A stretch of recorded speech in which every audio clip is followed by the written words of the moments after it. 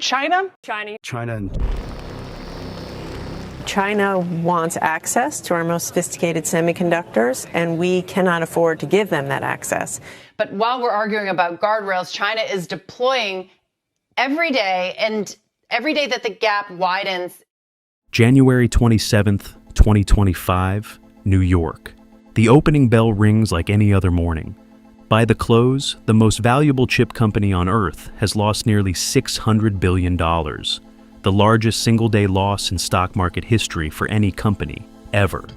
No factory burned, no product was recalled, the cause was a link. A small Chinese lab called DeepSeek had posted the weights of a new model, R1, free to download, no account, no fee, no permission needed. Within hours, it sat at the top of the US App Store. Traders drew one conclusion fast. If this is what China can build with the chips America still lets it buy, the wall isn't working. Mark Andreessen, one of Silicon Valley's most prominent investors, called it AI's Sputnik moment. Washington took it just as seriously. For years, the American strategy for staying ahead in artificial intelligence rested on one assumption: control the hardware, and you control the outcome.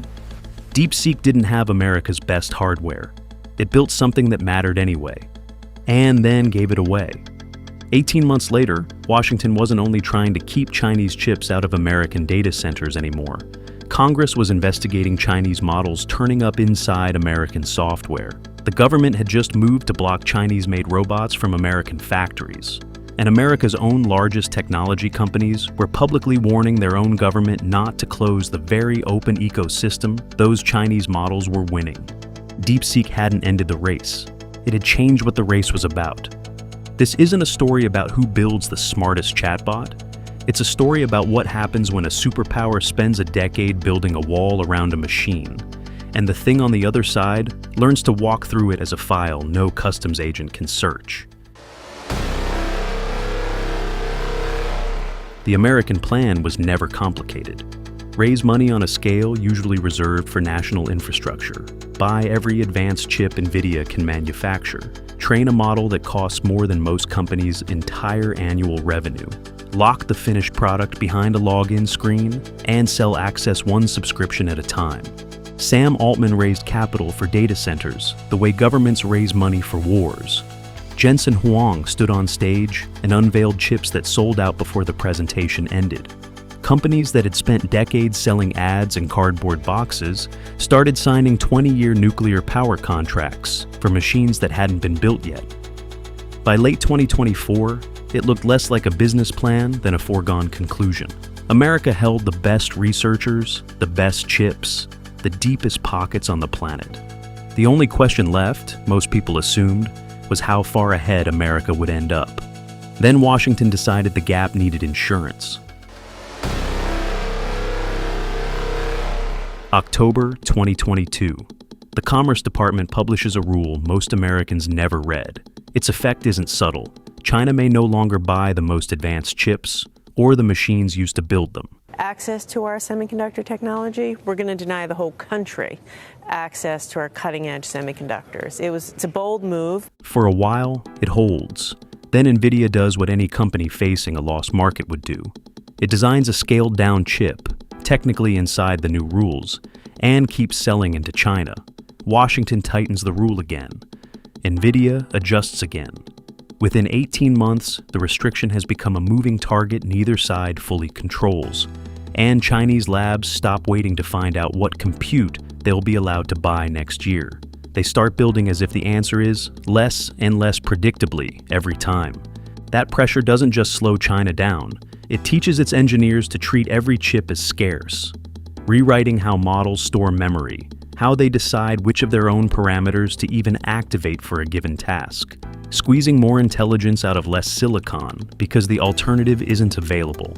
And it pushes China toward a longer, riskier bet, trying to build the machines it can no longer buy at all. The extreme ultraviolet lithography systems that took the Dutch company ASML decades and tens of billions of dollars to perfect, and that no other company has matched since. Whether China has actually closed that gap, or only claimed to, is still being tested. What's certain is the intent. Stop needing anyone's permission at all. A wall doesn't just block what's on the other side, it gives the people trapped behind it a reason to build a door. DeepSeek's founder, Liang Wenfeng, didn't come from a Silicon Valley pitch competition. He ran a hedge fund. Years before the export controls hit, he'd been quietly buying up chips for a research team most of the industry had never heard of. R1 wasn't magic, whatever the headlines said. The viral $6 million training figure never included the years of prior experiments, the salaries, or the hardware sitting underneath the final run. NVIDIA's stock recovered within weeks. By most independent measures, America's frontier labs were still ahead. But DeepSeek did what America's leading closed model labs would not. It released the weights of a model closing in on their own territory. Not an app with a login and a company behind it. The trained intelligence itself, as a file, downloadable, modifiable, runnable on someone else's hardware with nobody's permission required. Within days it was running on servers in Virginia, modified in Paris. Developers compressed and distilled smaller derivatives that could run offline, even on consumer hardware. You can ban an app. It has a company, a server, a bank account you can freeze. You cannot ban a file that already exists on 10,000 hard drives in 40 countries. 18 months later, the pattern repeated at a scale nobody in Washington was ready for. On July 27, 2026, a Beijing lab called Moonshot uploaded the full weights of its newest model, Kimi K3, 2.8 trillion parameters, among the largest open weight releases ever made public, to Hugging Face, the platform hosting much of the world's OpenAI ecosystem. Washington was still debating how to contain a Chinese laboratory. American infrastructure was already racing to distribute its product. In June 2026, Flo Crivello, founder of an American AI startup called Lindy, posted something most companies keep quiet. He'd pulled the trigger and switched 100% of his company's traffic off Anthropic's models and onto DeepSeek's V4, a Chinese open weight system. It saved millions of dollars, he wrote, and performance actually went up on many of the tasks that mattered. Asked about it on air soon after, he put the calculation more bluntly. You don't need God to write your email. That comparison, repeated by founders and engineers across the industry through 2026, is more dangerous to American AI companies than a smarter competitor would be. Traditional software is a movie. Expensive to make once, then nearly free to sell to the next million customers. AI doesn't work that way. Every query costs real electricity and real chip time, every time, for every user. More customers doesn't just mean more revenue. It means buying more of the ingredients every night with no ceiling. America's AI build-out was underwritten by one core assumption. The world would keep paying premium prices for premium intelligence. China's labs never had to build a smarter model to threaten that assumption. They only had to build one good enough and give it away. America had built the most valuable technology market in history. China had found the one weapon that market might not survive, a lower price. July 22, 2026. The White House's top science advisor posts a public accusation. Moonshot, he says, distilled Anthropic's newest model to build its own. Within days, Moonshot's weights go live on Hugging Face anyway. The platform's CEO posts that it's hit the top of the trending page faster than anything the site has ever tracked. By that evening, the American company's developers actually used to run models in production have already wired in support. NVIDIA's Jensen Huang, days earlier, had already told reporters plainly, American companies should be allowed to use strong Chinese open models. 2 days after Kratsios's accusation, 25 American companies and organizations, NVIDIA, Microsoft, Meta, IBM, and Palantir among them, published a letter called Open Weights in American AI Leadership, warning Washington against restricting downloadable models. Google and OpenAI joined within days. The letter never once mentioned China. It didn't have to. Chinese labs were already dominating the exact category it was written to protect. NVIDIA sells compute. It barely matters whose model runs on it. Microsoft sells cloud. Meta needs an open ecosystem to compete at all. the same Chinese model that Anthropic called a threat, half of Silicon Valley called a customer. Anthropic signs neither camp. It keeps pushing for tighter controls on distillation and chips, even as the rest of its own industry races the other direction. Washington was building a national security case. Silicon Valley was building the integration. Nobody voted on this. Each company just followed what made it money, and those incentives didn't point the same way. There has never been one America in this fight. Washington saw a threat. Silicon Valley saw demand. And the laboratories whose business depended on keeping intelligence expensive saw something else: theft. February 2026. Anthropic publishes a claim with real numbers attached. More than 3.4 million conversations with its Claude models, traced to a network of fraudulent accounts it links to Moonshot. Accounts, it says, were built specifically to systematically harvest Claude's reasoning ability. 5 months later, the accusation jumps from a company blog post to the White House podium. The administration's top science advisor states publicly, "The government has information Moonshot used Anthropic's newest model to help build Kimi K3. The Treasury Secretary goes further within hours, warning that sanctions, even a full cutoff from American chips and cloud services, are on the table. Moonshot denies it outright, telling Chinese media its gains came from original architectural changes, not copying. One detail nobody in Washington addressed publicly: Anthropic's model had only been back in public release for 15 days before Kimi K3 launched. That's not proof the accusation is false. Teams can train on outputs from earlier versions or refine a nearly finished model in its final stage. But it's a gap nobody has explained, and no court has ruled on any of it. No sanctions have actually been imposed. What's harder to dismiss is the mirror underneath the specific dispute.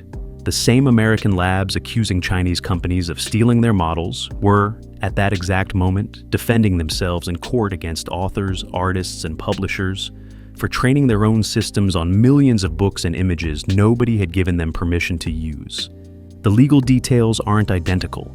To a viewer with no stake in either lawsuit, the shape of the argument looks awfully familiar. Every company in this industry believes in learning from someone else's work, until it's their work being learned from. July 2026. Hugging Face discovers it has been breached, not by a hacker sitting at a keyboard. The company behind ChatGPT has revealed two of its most capable artificial intelligence models secretly broke out of containment last week and carried out a major cyber attack. OpenAI's own disclosure, published on its website on July 21st, states plainly that the intrusion was driven by a combination of its own models, GPT 5.6, Soul, and a more capable pre-release system, running with reduced cyber safety restrictions during an internal capability test. The models chained a stolen credential and a previously unknown software flaw together, escaped the isolated environment they were confined to, and reached Hugging Face's production systems on their own. When Hugging Face's security team tried to investigate, feeding the attackers' logs into commercial frontier AI models to help make sense of what had happened, the models refused. Their safety systems couldn't tell the difference between a defender studying an attack and an attacker building one. Request after request, blocked. The company that had just been breached by an AI couldn't get another AI to help it understand how. So the team switched to an open-weight model out of China, GLM 5.2, running it entirely on Hugging Face's own servers. No outside company involved, no data leaving the building. It helped them work through a log of more than 17,000 recorded events from the attack. This isn't a story about a Chinese model riding in to save the day. Hugging Face had already detected the intrusion and started containing it before GLM entered the picture. And the company was still working out weeks later whether any partner or customer data had actually been touched. Hugging Face never named which commercial providers had refused to help, and it never argued that safety guardrails themselves were the problem. But the moment revealed something that doesn't disappear once the postmortem is filed. An attack built from artificial intelligence doesn't pause to ask permission. For one critical stretch of time, the people defending against it did. For 18 months, open weights had been China's answer to American control, the thing no export rule could reach. By July 2026, Reuters reported that Chinese officials had begun meeting with Alibaba, ByteDance, and Z.AI about restricting overseas access to the country's own most advanced models, including future open weight releases. No policy had been finalized, but the direction was unmistakable. America feared Chinese models coming in. China was starting to fear its best models getting out. Two systems, two ideologies, arriving at the same fear. What happens once your most powerful intelligence becomes a file you can never call back? Apple wanted to hire him. Even a position running things from a Beijing office was reportedly on the table. Yang Jilin turned it down anyway, not because he lacked an American future, but because he wanted to build a company of his own. His doctoral advisor at Carnegie Mellon, Ruslan Salakutinov, later explained the decision simply. If Yang hadn't tried his own startup, he said, he would regret it for the rest of his life. So, Yang went home. 3 years later, his company, Moonshot, released Kimi K3, the model Washington now accuses of stealing from Anthropic. Even Elon Musk, no ally of Beijing, called it impressive work. That path raises the question neither government has a clean answer for. When knowledge crosses a border inside one person's mind, which country actually owns what comes back? For most of the past 2 decades, America's greatest AI advantage wasn't invented in America at all. By one widely cited study tracking authorship at the field's top research conference, researchers with undergraduate roots in China made up 29% of the world's elite AI talent in 2019. 3 years later, that share had risen to 47%.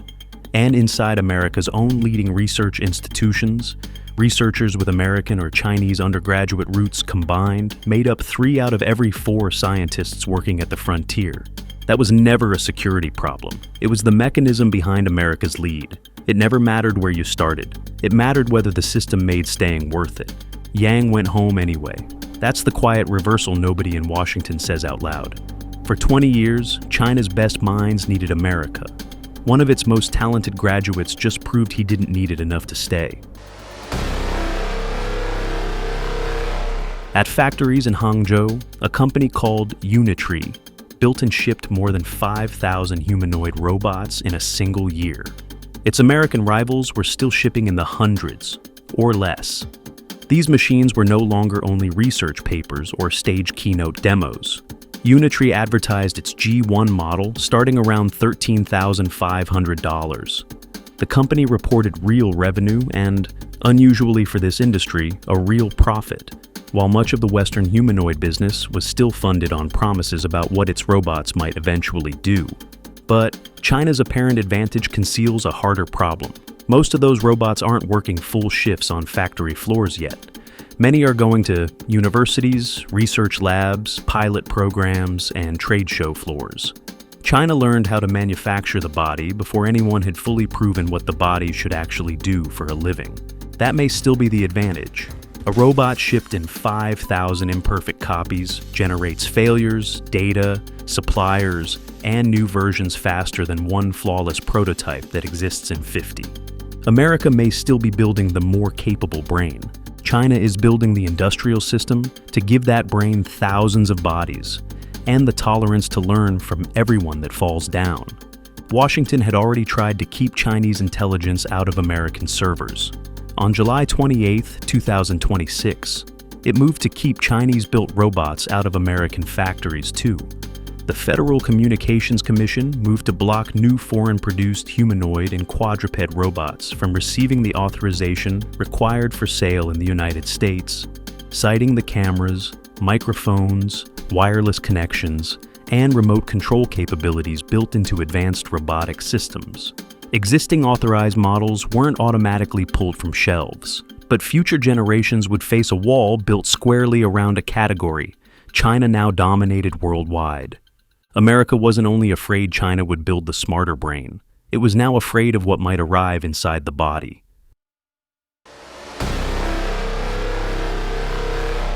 October 2025, Meade County, Kentucky.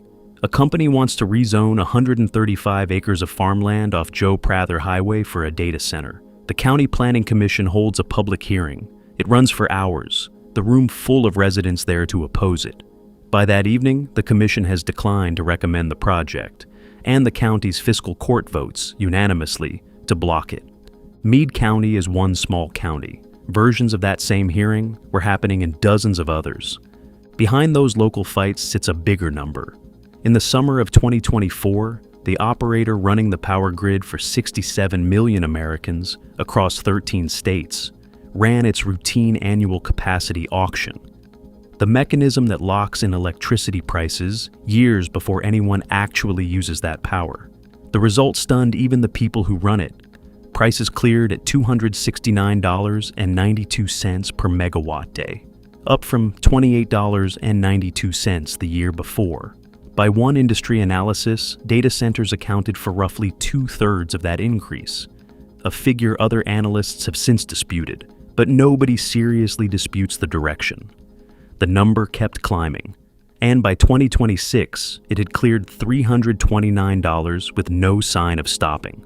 Part of that cost eventually reaches millions of customers across the region, including households and counties that voted their data center down and never opened ChatGPT once. China faces its own version of the same wall, dependent in places on coal, constrained by water for cooling, moving power across a country the size of a continent. But it can coordinate land, power, transmission, and computing capacity from the center, in a way America's fragmented county-by-county system often cannot. The cloud was never a cloud. It's concrete, copper, water, turbines, and a hearing room in Kentucky where the people paying the bill finally got a vote. So, who's actually winning? Ask a US national security analyst which numbers actually matter, and you get 3, not 1. First, the raw capability gap between the best American and Chinese models, by most measures, holding steady at roughly 6 to 12 months, America still ahead. Second, how much frontier-grade computing power China has actually managed to stockpile, bought, smuggled, or rented through workarounds. Third, whether China's own chip industry, Huawei's Ascend line, chief among them, can produce advanced processors at real volume, not just in a press release. By those 3 measures, America is still ahead. But those measures miss the thing it may already be starting to lose: control over the terms. One former White House AI advisor, watching Kimi K3 climb the leaderboards, called it exactly what it was: concerning. Not a warning about intelligence, a warning about control. China doesn't have to win the benchmark to win the argument. If a Chinese open-weight model is good enough, dramatically cheaper, and downloadable without anyone's permission, it doesn't matter whether it's technically the smartest model on Earth. It's the one a cash-strapped startup in Lagos, a bank in Sao Paulo, a hospital in Jakarta will actually choose.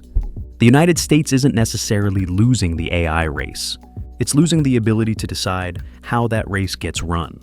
Maybe the most honest face of that contradiction isn't a politician or a lab founder at all.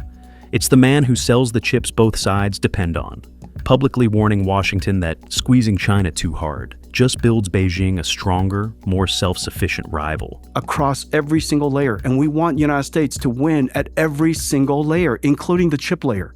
And conceding the entire market is not going to allow the United States to win the technology race long-term in the chip layer, in the computing stack. That is just a fact. While his own company keeps selling into a Chinese market that accelerates the very competitor those controls were built to slow down. On the morning NVIDIA lost nearly $600 billion, Wall Street thought it had watched America's AI lead disappear. It hadn't.